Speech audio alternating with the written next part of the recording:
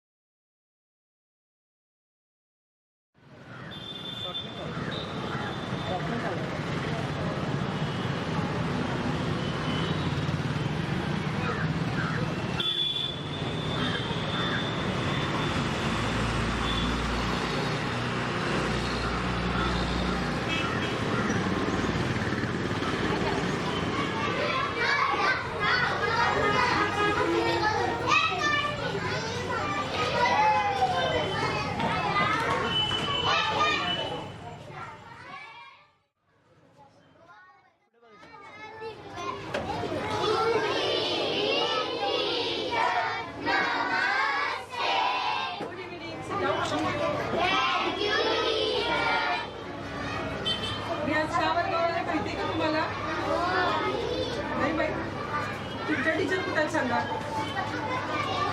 त्या एका कामासाठी बाहेर गावात गेलेल्या आहे आणि मग मला म्हणाल्या की आमच्या वर्गातल्या मुलांसाठी थोडंसं तुम्ही एखादा तास घ्या आणि म्हणून मी या वर्गावर आलेले आहे.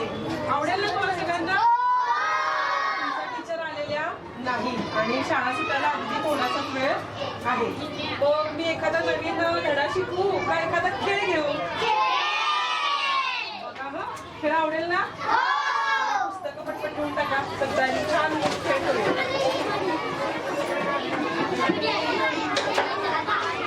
दप्तरं वगैरे भरली का रे मुलांना? सर्वांनी दप्तरं आवडली का? तुम्ही मला सांगितलं की खेळ घ्यायचा. तो खेळ आता आपण वर्गात बसलेल्या जागीच घ्यायचा आहे. खाली मैदानात जायला नको. बघा खेळ हा तुम्हाला सगळ्यांना माहिती आहे. नाव काय लिहिलं रे मी खेळाचं? तुम्हाला सहज एखादं चित्र आहे आणि त्या हत्तीच्या चित्राला शेपूट काढता येईल. पण ह्या खेळामध्ये मी तुमच्या सगळ्यांमध्ये जो विद्यार्थी खेळामध्ये सहभागी होईल त्याचे डोळे रुमालानं घट्ट बांधणार आहे. त्यामुळे काय होईल रे? दिसणार नाही. म्हणजे तुमच्या डोळ्यासमोर अंधार असेल. तुम्ही अंदाज घेत खेळाजवळ यायचं आहे आणि बरोबर हत्तीला शेपूट जोडायची आहे. येते का खेळ लक्षात आला? खेळायला सुरुवात करायची आहे. तुम्ही सगळ्यांनी खेळामध्ये भाग घ्यायचा आहे. पण सगळीच मुलं एकदम येऊन चालेल का? एक दोन मुलांना मी इथं बोलवीन. त्यानंतर त्या मुलांना यायचं आहे. त्या मुलाच्या डोळ्यावर पट्टी बांधणार रुमालाची आणि मग आपला खेळ सुरू होणार. सगळ्यात पहिल्यांदा दर्शित येतो. तुमच्याच वर्गातला विद्यार्थी आहे ना? त्याच्यासाठी आता खेळ सुरू होणार आहे. टाळ्या वाजवायच्या. मी हा स्कार्फ बांधते.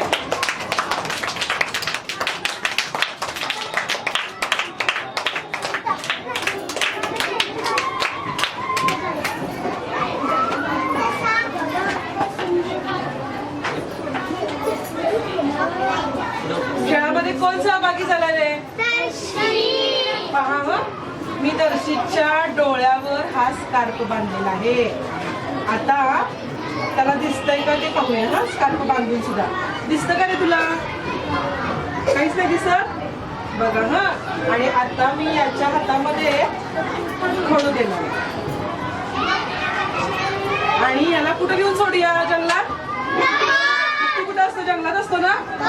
मग आता ह्या हत्तीला शेपूट जोडायचे तर याला कुठं सोडावं लागेल? जंगलात सोडूया का फळ्याजवळ? बघा हा पहिला विद्यार्थी.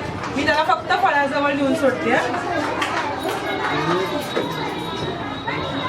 हत्तीची शेपूट आपण इथं पुसलेली आहे. थोडासा वरती हात घे. हा थोडासा वरती.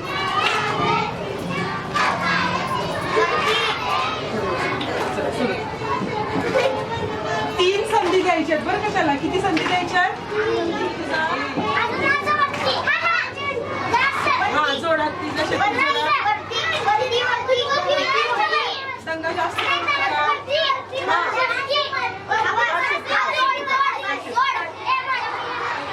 बघा हा. दर्शितला शेपूट जोडता आली का रे? हत्तीकडे पाहून सांगा. दर्शितला काय हत्तीला शेपूट जोडता आली नाही. पण त्याला प्रयत्न केला. एकदा जोरदार टाळ्या वाजवा. शाबासकी त्याला. दर्शितला हत्तीला शेपूट काही जोडता आली नाही. त्यामुळं आता आपण संधी द्यायची एका विद्यार्थीला. ये ग सलोनी ये. तुमची मैत्रीण आहे ती? तिला हत्तीला शेपूट जोडता येते. हो सगळ्यांना खेळामध्ये सगळ्यांनी सहभागी व्हायचं आहे. हा खडू देते बघा. हे किती आहेत ग? दिसतात का? माझ्या हाताची बोटं दिसतात का? नाही. म्हणजे आता हिला दिसत नाही. खेळ सुरू करूया.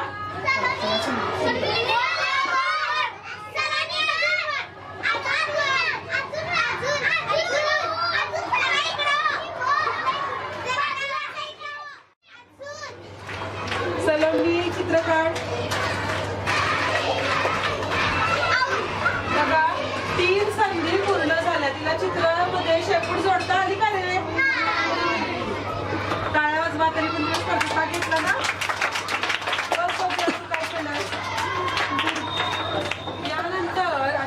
बोलवायचं आहे. कोणाला बरं बोलवायचं? ऋग्वेदी बघूया. दर्शितलाही आलं नाही आणि सलोनीलाही या स्पर्धेमध्ये यश आलेलं नाही. आता बघूया आपला हा विद्यार्थी ऋग्वेद. हो हो चालेल.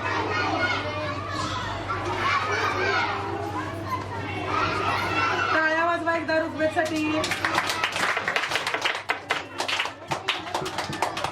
तुला माझ्या हाताची बोटं दिसतात का रे? किती हाताची बोटं आहेत सांग मला आता समोर? 4 आहेत म्हणजे याला दिसत नाही. 3 बोटं दाखवली ना. बघा याच्याकडे आता कोणी द्यायचं आपण? हा याला संधी किती द्यायची आहे? 3 संधी. आणि हा तुमचा मित्र या हत्तीला शेपूट जोडतो का ते पाहिजे. जोरदार टाळ्या वाजवायचा.